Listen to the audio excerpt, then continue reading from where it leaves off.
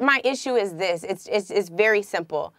Donald Trump stood up before the American people and before the world to see today that there is no penalty whatsoever for killing an American journalist on foreign soil. Like, that is a huge... I'm sorry, but he works for an American publication. Right. If they had killed an American, this would be an entirely different conversation. If they had killed an American. Wait, but it couldn't be, Angela, just so you know, a point to Angela's side. Steve, you better not say that. You better not say that, because you better not be drawing a distinction about which lives matter more, because the rationale better hold if it was an American. If it was an American who got killed, if it were me, God forbid, who got killed, and the United States had a different posture, as much as the president goes out of his way to try to get people to hate us, then what would that send as a message about your strategic alliance? Is it just that he wasn't American, so it's okay? But if we're an American... Yes, yes. So let me get back to my point. No, of course it doesn't mean that it's okay. Of course but it means it that does, there is not a U.S. national security interest when a foreign country that we already know is repressive kills one of its citizens. It is not remotely the same as killing an American citizen. And Chris, come on, let's be honest. You know that those aren't even in the same universe. What matters is what you value. You all regularly make judgments. You all regularly make judgments about the weight of an ally. And this is someone who is an ally to us. The problem is, and this is where I was going initially, is Donald Trump sees the press as his enemy. Donald Trump sees the press more of his enemy than the Saudis because he can put a dollar figure next to it. He is aligning himself with the Saudi prince, with the Saudis, because he sees and understands what it's like to be questioned. He sees questions and accountability as a tax. That is the real issue here. So he is siding and aligning himself with people who have been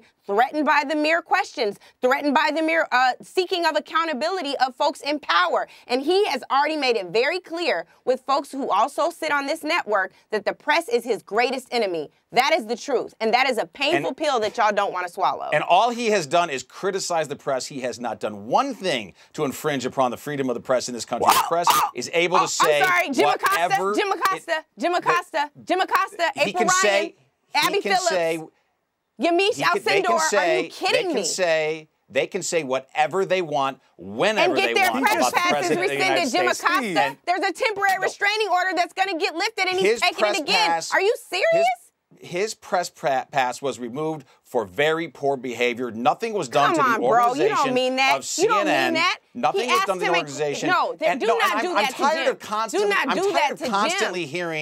I'm tired of constantly hearing about how he is somehow abusing freedom of the press. That's simply, that is a lie. That's fake news. He has done nothing to what's fake news is your whole presentation right now. In this country, and you cannot compare him to MBS or to anybody in the House of Saud, whoever it was, who ordered the murder of a That's not our standard, Steve. You don't have to kill somebody for me to criticize how you are. We're not there yet, pal. The line isn't everything's okay but murder. We're not there yet.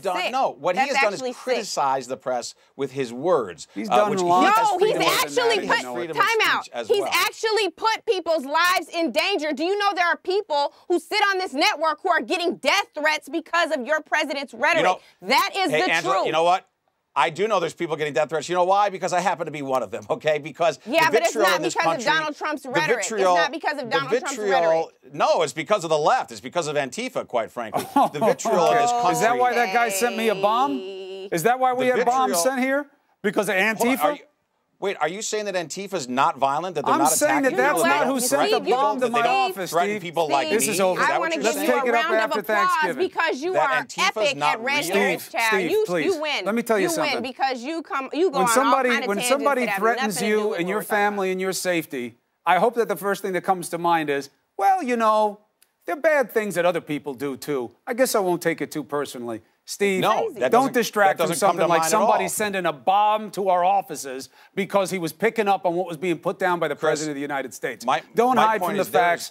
It's not becoming. There is political violence. There is political violence and political threats on both sides in this country, and that's a problem. It's not a both sides situation. We've got one president, one man who sets a tone, one man who says I'm evil, one man who says I'm an enemy, one man who gets people crazy enough to come up to me in the street. All right? Really? And it ain't nobody from Antifa. I'll tell you that right now. Plenty of people, Chris, plenty of people, number one, plenty of people come up to me in the street. Yeah, number two, you cannot say that it doesn't happen on both sides. And say, Steve, thank you for being a beautiful expression of the tolerance of the First Amendment in the United States. Tell it to Scalise that it doesn't happen in both directions. Listen. I think he'll have a That's not how you're trying to create it at all. Let me just make this very clear in the spirit of Thanksgiving, all right? I'm telling you right now that a tone is set on the top in this country. That's where the tone comes from. If this president did not speak the way he does, he would not get the coverage that he does. If he did not abuse the truth the way he does and villainize his opponents and demonize those that he wants people to turn against, there would be a different tone in this country. If he takes his own advice that he gave to the turkeys today, peas and carrots, we would be in a better place. It is on him to lead. That's why he was elected. You were not, my brother. Neither was I. Well, Angela probably would be, but she's not there yet either. If we're going to stop demonizing, how about mainstream media stops calling all of us racist? Stops comparing us. Have I ever called you a racist?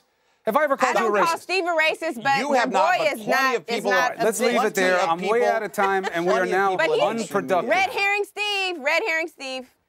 Red herring. That's not going to stick unless the president gives you a nickname. That's definitely going to stick. We all have. Steve, be well. Have a happy Thanksgiving. The best to you and your family. Angela, as always, be blessed, and thank you for being on my show. You too, Chris. All right.